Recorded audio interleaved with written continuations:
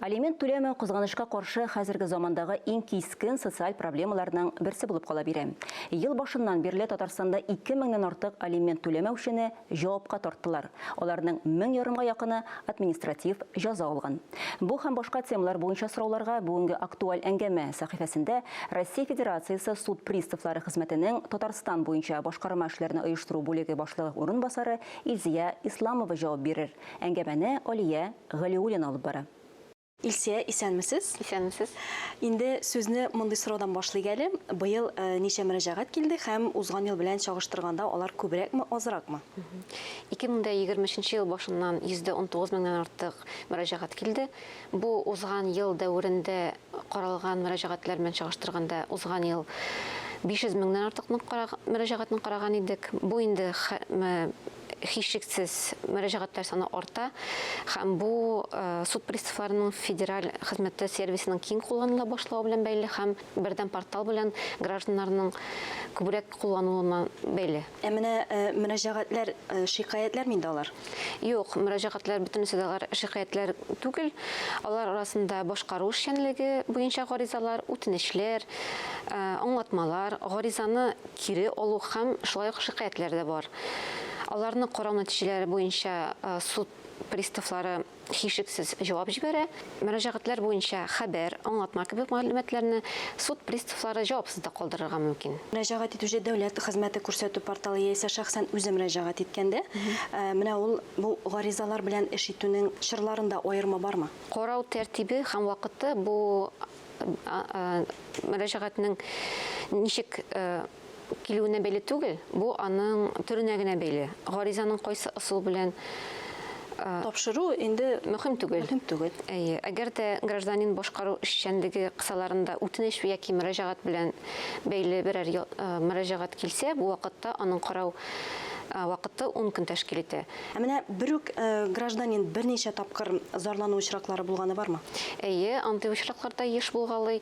Бу әйтик, мисал итеп, бу мәсәлән балык булмаган баланың әтисе белән аралашуын тәэмин итү кысаларында булырга мөмкин.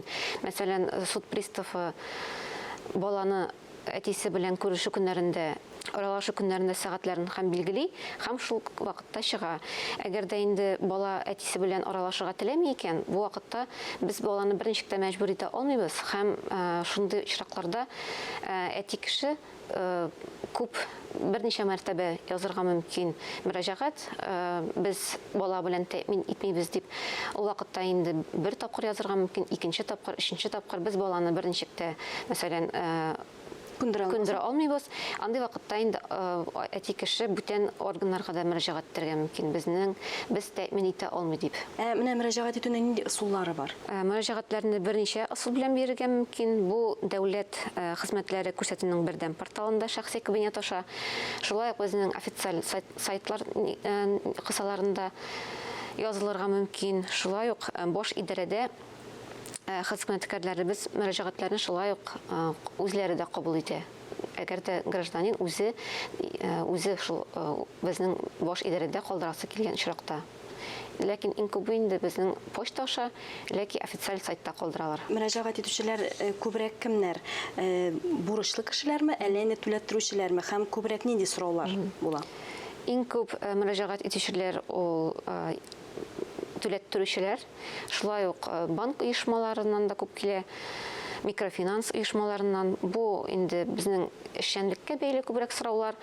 Монда шикаятьләр түгел, күбесенчә берәр төрле бурычлы кеше турында күбрәк мәгълүматны беләсе килгән очракта яки суд приставына үзләре мөрәҗәгать итә шәхсән килә алмаган очракта, андый очракта инде алар язмача шулай бездән мөрәҗәгатләр алалар. Суд приставына бүлек башлыгына яисә баш суд приставына ничек мөрәҗәгать итәргә? Суд приставына дәүләт хезмәтләре күрсәтүнең бердәм порталы аша яки суд приставлары федераль хезмәтенең Татарстан Республикасы баш идарәсе сайтында гариза формасын тутырып, уңайлы булган вакытка билгеләнгән вакытка языла ала.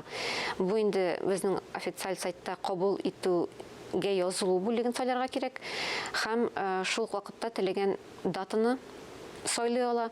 Әгәр дә инде датаны үзе сайламый икән гражданин, ул вакытта инде иң беренче булган буш вакытка сайтта язылу буенча талон раслама ала. Һәм шул талон раслама белән паспортын алып суд приставына билгеләнгән вакытка гражданин килә ала. Шундый файдалы киңәшләрегез өчен бик зур рәхмәт сезгә. Бик зур рәхмәт сезгә.